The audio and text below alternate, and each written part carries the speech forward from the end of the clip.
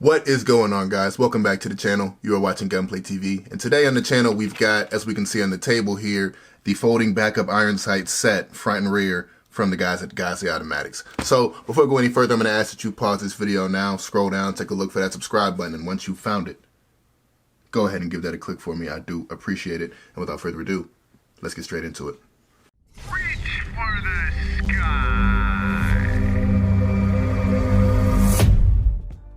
All right, guys, so as I said in the introduction, of course, the folding backup iron sights, of course, being something of a necessity, in my mind at least, on a lot of your rifle builds out there, right? With very, reliable electro optics, if you will, scopes and such. A lot of people have kind of phased out the use of iron sights. However, it is nice to have them as a backup sighting system. So for whatever reason, if your optic or scope should go down or become broken in a use case scenario, it's probably a good idea to have a secondary sighting system so you're not out of the fight at that point. And that is where backup iron sights kind of enter the chat. Now, the pair that we have here on the table, as I said before, is from Geissele Automatics. If you're not familiar with Geissele, you certainly need to brush up on your AR15 accessories and components, because Geissele is a name in the game to be respected. They make very high quality products. They're pretty much world-renowned, or well-renowned, I should say, at least, for their rails. They tend to not lose zero, and they are very sturdy. And I think also their triggers, I would say, are pretty top-notch, right? And so when I found that the Geissele was going to be releasing some folding irons, I had to jump on that. These have been something of a rarity in the industry, right? I haven't seen too many of them on shelves, and I certainly haven't seen many of them on YouTube tables for review. So if you're watching this, I imagine you had a similar issue to myself, and you didn't see a lot on these particular iron sights on the internet or on YouTube. And so I'm hoping that this video will be useful in that regard. So of course, we've got the rear folding iron and the front folding iron. Now, you can buy these separately. I believe they're about $110 a piece. But if you buy them together, they're about $199.99. So save a couple bucks if you buy the set, right? Pretty par for the course. Now, you also in the box are going to get a front sight adjustment tool. We will put that aside for now from when we go to the range and we actually zero these things in. So we've got the table cleared off, and of course with Geissele, you don't get a whole lot of packaging. I guess that's economical in some regard, but sometimes, that unboxing experience and presentation is something to, be respected. Neither here nor there. Geissele keeps it pretty simple. Your stuff is going to come in plastic bags, and that's pretty much it, right? You get a little bit of literature in the box, basically highlighting how to zero the irons, right? Or how to adjust the irons, your windage and elevation. Pretty straightforward stuff, and something that ideally, if they're well made, which I'm assured that they will be from Geissele, you only typically have to do that one time. So one thing I'll point out here with the construction, you do not need an Allen key to fix these to your rail. Okay, so I don't know if that's an attempt to keep this more accessible, but these are using a flathead screwdriver to loosen and tighten onto the rail. So relatively straightforward there. Now we'll take a look here at the operation, right? Essentially, right, with backup iron sights, depending on who you ask, right, most people will keep these things in their stowed or low position, as we see now, right? And these are relatively low profile. We'll put them on our build here in a second, because if you haven't guessed by now, right, this is a continuation of the SIG MCX build series, and these are the irons that I'm going to run, provided that I like them, and if not, maybe we'll switch to something from Knight's Armament, but neither here nor there. When it's time to flip these up, there is kind of a detent system, so they stay down on their own, but they don't require any button presses. There is no spring that will kind of, you push a button and it springs into action. You simply flick these things up with the use of your finger there, right? So it's relatively low pressure as far as flipping those things into place.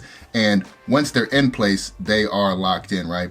And so there's actually a detent in here, and we can see that there's a spring kind of off to the side. So when it's time to fold these back down, you simply kind of push the iron to the side, and we can see that there. You push that to the side, and that will allow it to slide back into its stowed position. So relatively straightforward. I like the idea that they've done, or the approach that they've taken, I should say, of keeping these things really tight and locked in once they're in their upward position, right? Because of course, if you are using these, you probably don't want them to shift on you under use. And then when it is time to, to stow those, it's a concerted effort to fold those back down, right? You have to push that in, compress that spring, and lower those back down. So very nice construction, at least on first glance, you know, as I can say, you know, I've come to expect from Geissele. They tend not to drop the ball. So we're gonna go ahead and break out the MCX. I'm gonna throw these on and we will take a look at how these things look on rifle. So stand by. So one thing I noticed as I was sloppily applying Loctite to the screw and beginning to lock it down on the MCX rail, of course, I didn't quite touch on the mounting system, right? It's pretty straightforward. You've got the standard bar that kind of slides between your Picatinny slots, as you might come to expect from a number of other iron sights. One of the things that Geissele has added, at least on this front sight that I've noticed here, is an additional kind of plug, if you will, right?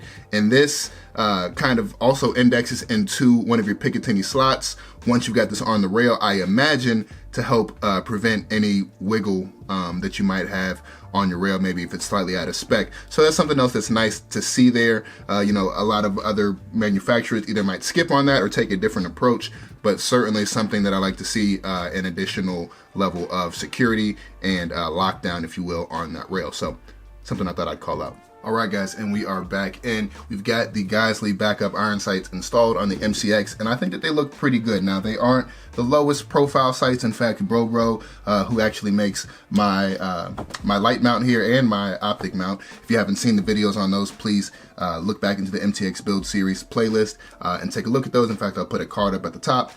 They make a lowrider iron sights that are extremely low profile. They pretty much just fold almost completely flat on your rail.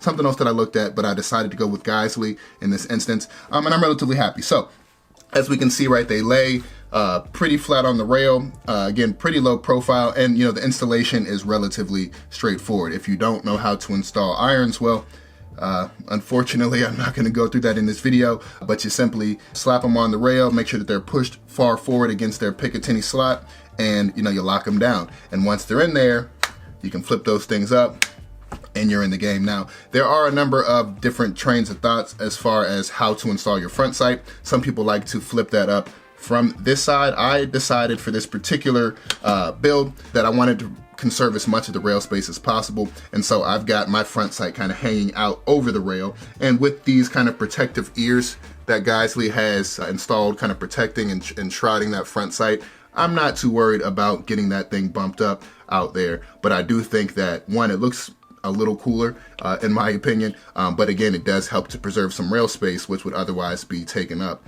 by that iron when it's laying flat. So again, some people like to do it the other way around. In fact, even in the manual here, Geissele has shown them installed in this fashion. It just so happens that that aligns with my interest. So once they're on there now. You're probably wondering, you know, can I co-witness with my current optic? Absolutely not. This is, of course, a Trijicon SRS. It's a discontinued optic, and if it was on its standard low mount, I imagine I could co-witness. However, I've added a Unity riser, which I believe I've done a video on in the past, and that kind of bumps the optic up for a more natural head position when you're kind of mounting on the rifle, as well as, you know, if you are running nods, it allows you to aim more passively through your optic and potentially alleviate the need for a laser or IR laser aiming device. So I cannot co-witness in this particular setup, but as I said in the introduction, right, we've come so far with electro optics and red dots that chances are that they go down are pretty slim. Now, if they do, it's always nice to have a QD. Again, this mount is from Bro, also discontinued, as is the optic, as I mentioned. But if ever I needed to, you know, use these irons, I can simply quickly pop this optic off, put that in my bag or in my pouch, and I can quickly flip these irons up and I am back in the game. So one thing I wanted to do before I got up out of here is to give you guys an idea of what that rear sight picture will look like. Of course, your front sight post is going to be relatively standard, nothing special, nothing extra thin like you might get from, say, ScalarWorks, for example. But one thing to note is you are only going to get one rear aperture option with this particular set of sights. Some iron sights, as you know, will allow you to flip this or maybe rotate it, and you get maybe a smaller one for more precision shooting.